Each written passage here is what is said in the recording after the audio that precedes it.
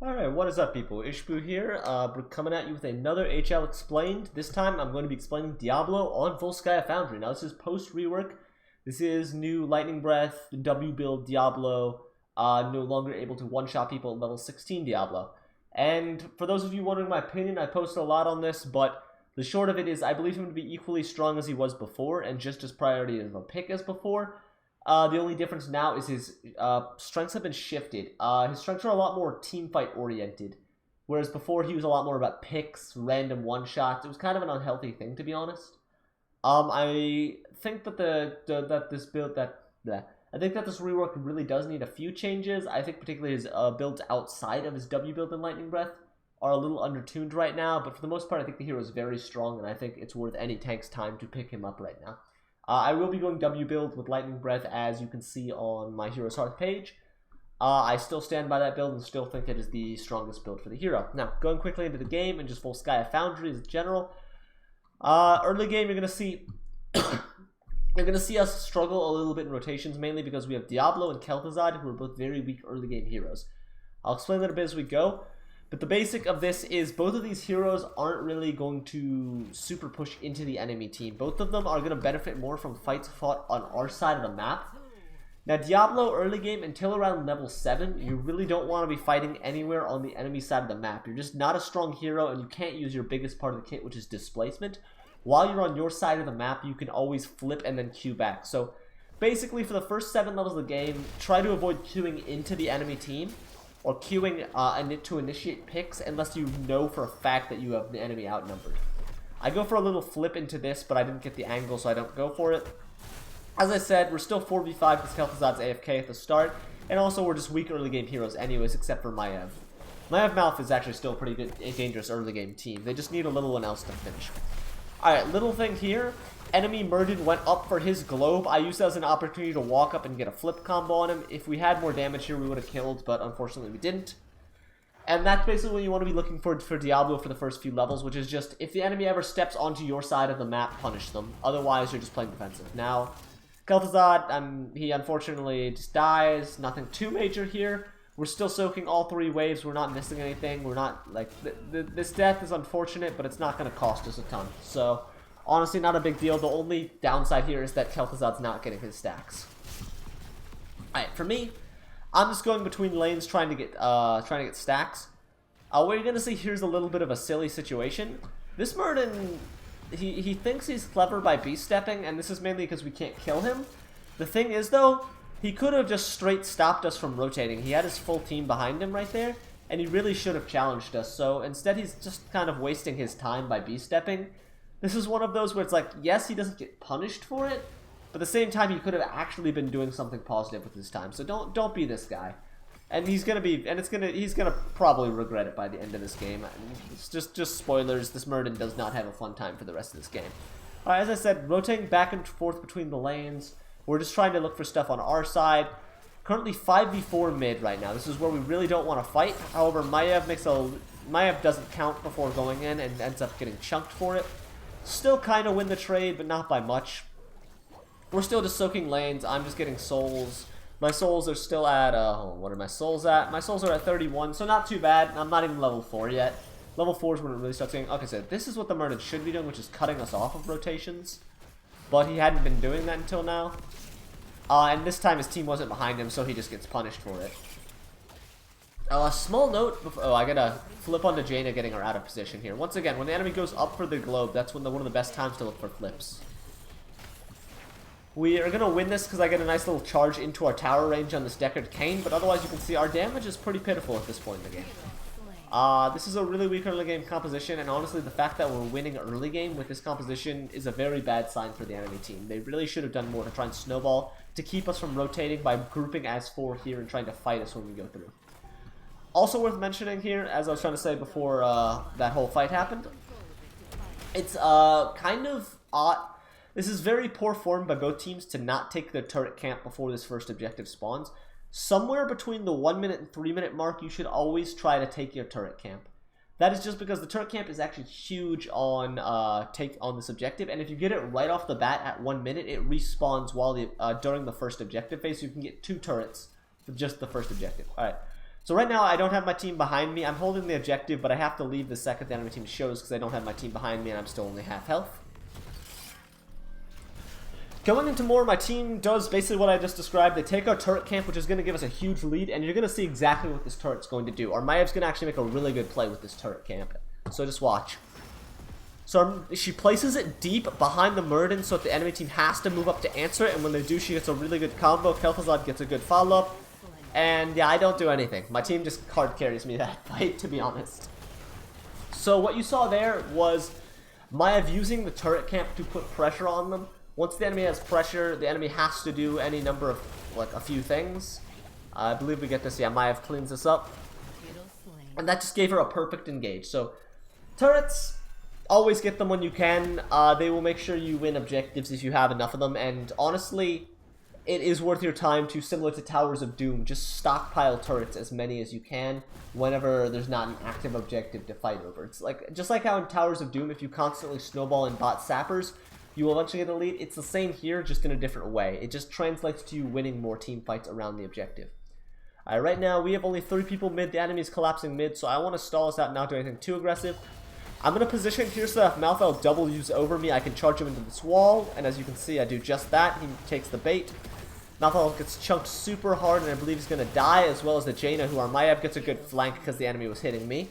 This is one of those cases where I, as the tank, was more the distraction than the initiation. So good plays by my Maiev again. And I'm going to get off the point because I no longer need it. Secure the Murden kill, and then I'm going to get in the Triglav.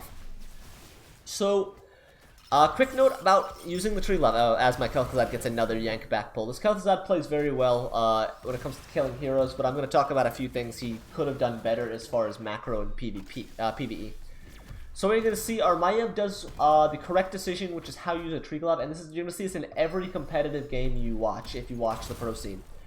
You take mid wall, and then you go top, and you take top wall, and you take top well. The reason for this being, wells are super important on prolonged shrine fights, and the next Triglav is always going to be top. So for those of you who do not know, Triglav spawns are in order mid, then top, then bottom, and then the 4th one cycle repeats as we get another kill.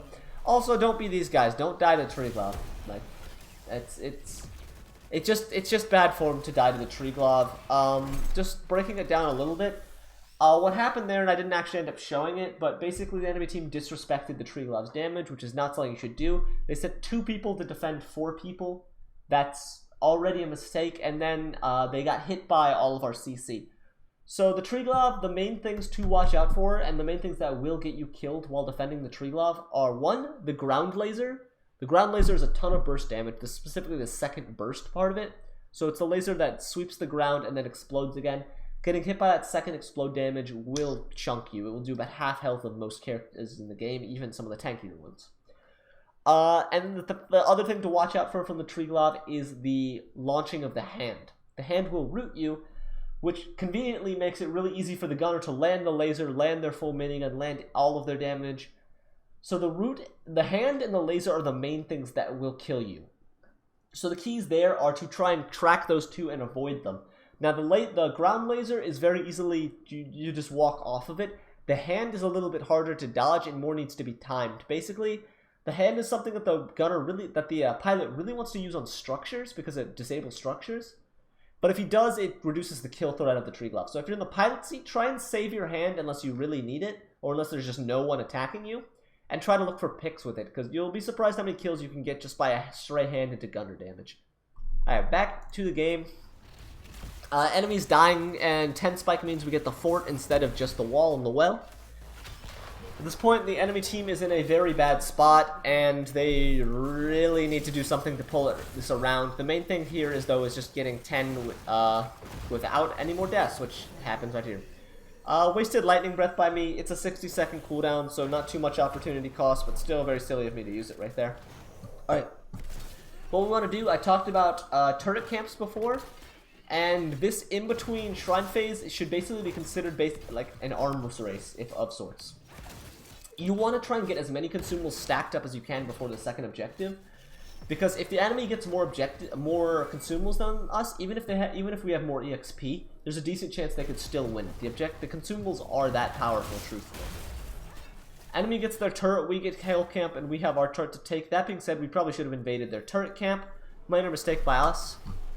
What I'm doing here is signaling for my team. We want to try and dive this mid fort. We're still 10 up and the enemy's under committing again. They have 2 people showing bot for no reason.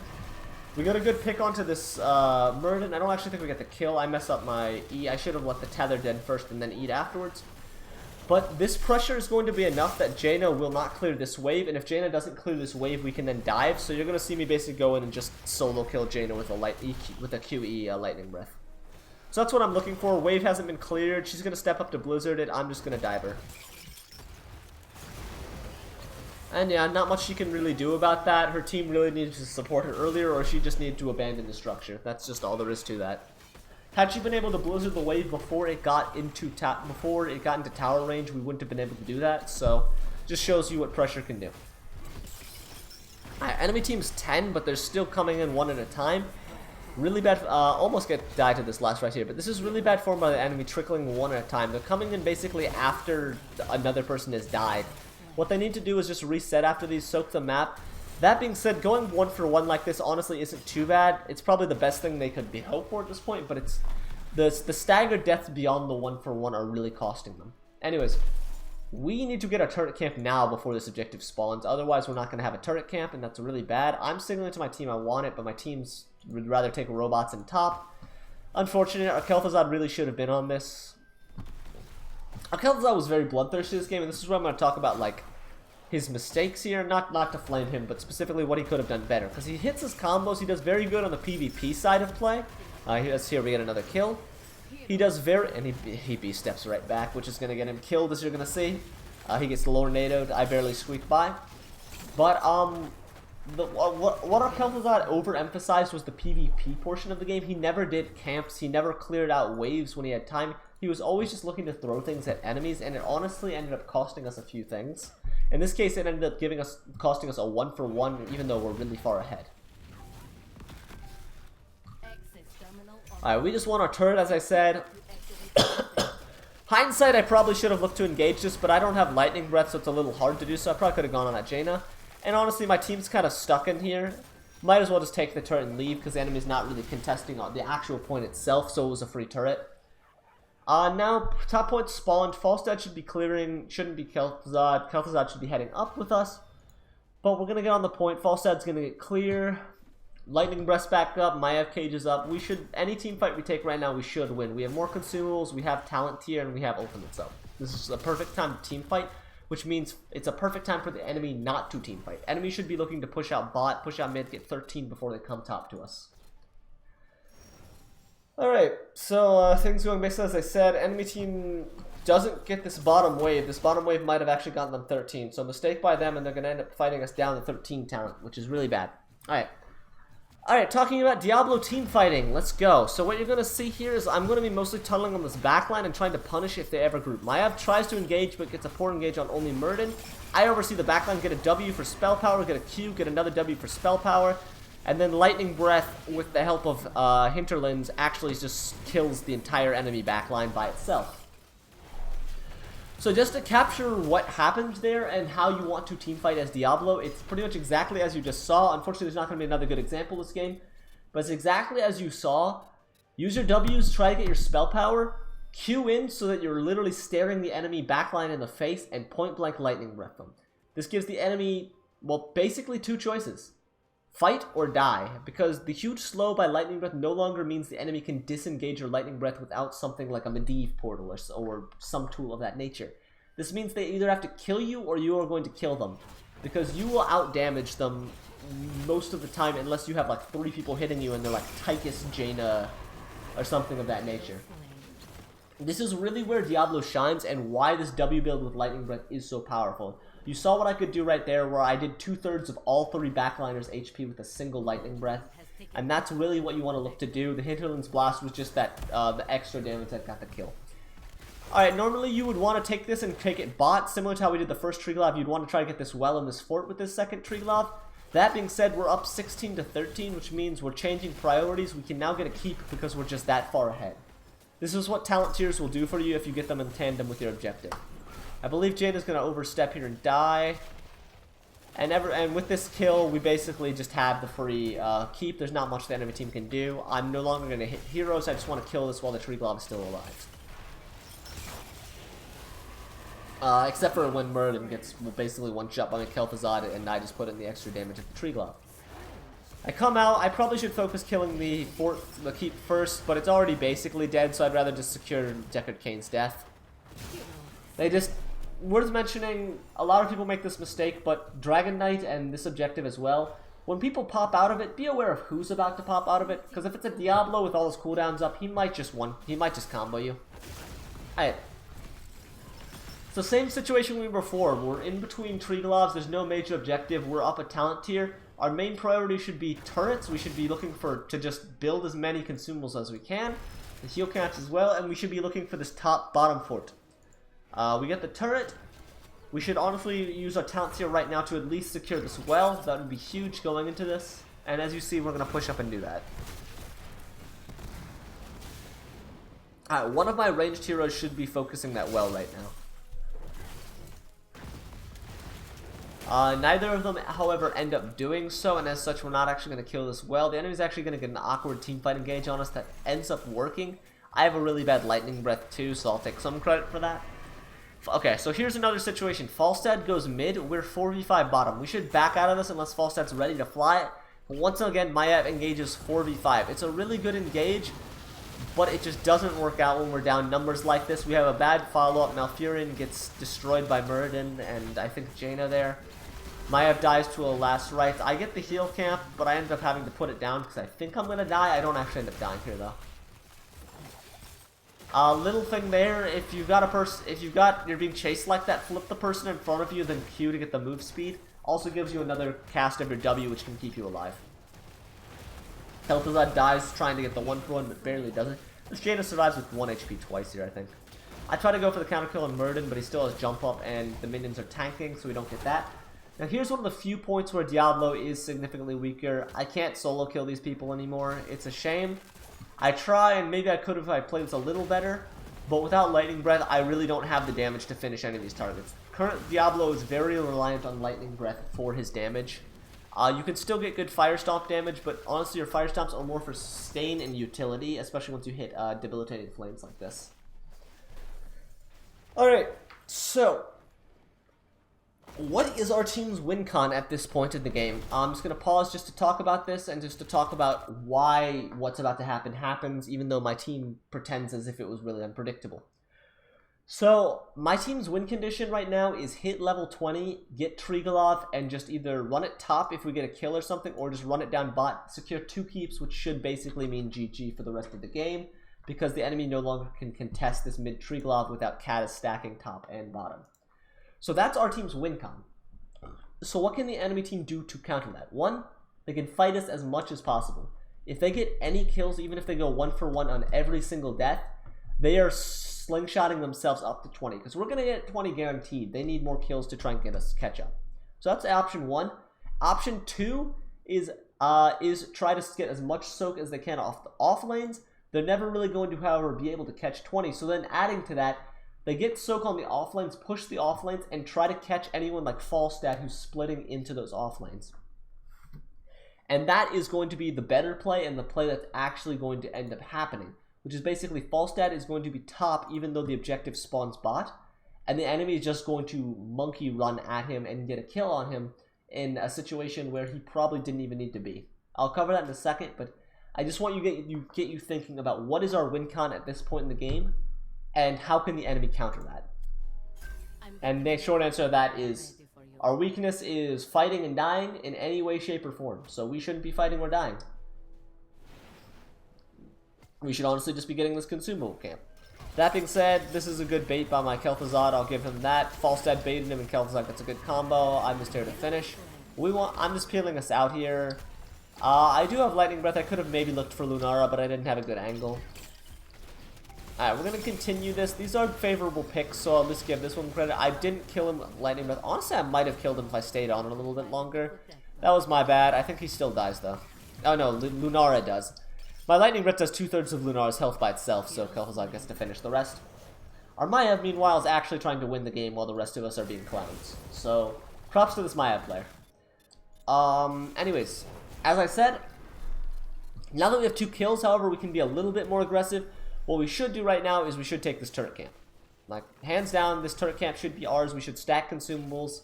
It just means that fighting and pushing is a lot better for us. Instead, we try to go for kills, which is very meh of us. Really shouldn't be doing it. Maya even gets off because she thinks we're fighting. Like, this is horrible by us. We shouldn't be doing this. Kel'Thuzad shouldn't be here. He should be hitting this, and we should have been hitting this about 5 seconds ago. Alright, now's when the play I just described comes up. Once again, think about it. The enemy is down a talent tier. They do not want to 5v5 team fight us. So why don't they go to where we don't have 5 people? Because if they go here, Falstad flies in. If they go here, we can't fly to Falstad. Falstad then gets caught. He was under this impression, wait, the objective is bot. The enemy should be running bot, right? Well, no. This is their better play, and this is the correct play by the enemy team. They should push this even further and get this fort and try to snowball them for 20. Because right now, even with that kill on Falstad, they're not really in a position to contest us before it's 99. They really just need to get a fort now. Alright, we have Triglav. We're down a person, which means, honestly, even with the 20 advantage and the Triglav, we're not in a position to win the game anymore. We can get this fort for free, but getting keeps will be harder without the enemy being able to flank and kill the people not in the Triglav, which is really unfortunate. That being said, the enemy makes a mistake and fights in the wrong place. So the enemy wants to fight us right now before Falstad gets up, and or just bait us and do pure damage to destruction to this Triglav. They need to decide between one or the other. Cooldowns either need to be on the Triglav or on these people. Murden over positions and gets comboed. He does not, however, I believe, die. Right now, all their cooldowns are being spent on the Triglav. Lunara is low. Enemy should be running right now. Instead, they stay. Murden's still trying to hit our backline while his team's just dying. And he's going to end up dying for it because he gets stranded, gets Malfrooted. Good route by Malfurion. Malfrel comes in, but it's way too late at this point. This guy's way too healthy to get last righted. And so as you see, the enemy made a mistake. They already got most of the Triglav. We were no longer going to be able to take a keep. They did really good at that part. They just overchased. The Murden in particular, like similar with the B-stepping earlier, he thought he was a lot more unkillable than he was, and he got a little cocky despite the fact he wasn't really doing much or accomplishing much in that situation. His early zoning was good, but he should have stopped. I landed a root on the Lunar, that's all it. Important here, I have turret aggro, which means my Maiev cannot have turret aggro, and my Kel'Thuzad cannot have turret aggro. So I'm still just tanking for my team right now. I'm not doing much, and I'm not trying to take credit for all their plays. My Kel'Thuzad and Maiev make really good plays there to finish this 5v3. But just a small thing you can look to do as a tank: get the turret aggro before your team, and then just sit outside of turret range until you get low, and then step out when you have to. It's really good because it enables your other teammates to make plays without having to worry about turret aggro. And turret aggro does not switch from player to player. It can only switch from you to a higher priority target like minions or a pet or something. Anyways, what you're seeing now is just the enemy in full desperation mode. I take Hellgate here, but I don't really think it matters. I just took this for a random pick if I saw an opportunity at the end, maybe even just for the memes. At this point though, game's already over. It was a pretty one-sided game past a certain point, and I hope I emphasized how controlling the Triglavs and using the right sequence of Triglav, using the Triglav to take structures in sequence, can snowball the game. What you didn't see this game, and I would have liked to see more, is consumable usage, and what you also didn't see is a lot of Diablo team fighting. I showed you the one team fight as well as some of the early game play. I really wish I could have shown you a little bit more late game team fighting Diablo, but I couldn't find a good replay for that, so apologies. But I did really want to talk about Volskaya as a map, because it still is new, and I think a lot of people have a lot of misunderstandings about it. A lot of people treat the consumable camps as something you can kind of just get whenever you really don't have anything better to do, when in reality they really should be something you should be grinding out. And also, if you use Triglavs in the right way, you can pretty much set yourself up in a point to not lose whatever next objective comes, starting from winning the first objective. It's a very snowbally map like that, but you have to play it correctly, and many people do not do that. I think overall, I still do like this map. I really like a lot of the features. I just think people need to kind of get in their head that this map is very serious. This isn't Hanamura. It's a serious map, and there are a lot of very serious strategies, and I hope this helped you get a grasp on some of those strategies used in competitive, as well as got you started on thinking of different ways you can do rotations and stuff. As for Diablo, I mean, I've been having a lot of success with him in Hero League. I think he's a very strong hero still, and I think his biggest strength is still that 5v5 team fighting. Once you hit that Lightning Breath spike, you are a menace and people have trouble dealing with you. That being said, he does not have very good PvE, and he no longer can just solo kill people whenever he picks them. He still has the CC to do picks, but that requires you to have someone else instead of making random hero plays. I think overall this change was healthier, but I do think a lot of things do need to be changed. I think right now his W build is basically his only viable build. I think the other builds are undertuned, and I frankly think Lightning Breath is a little overtuned right now, especially with the bug in place, which I won't go into too much as Blizzard is already aware, and I believe making progress to fix it. Anyways, hope you found this video enjoyable and educational, and hope you have a nice day. Thank you for watching.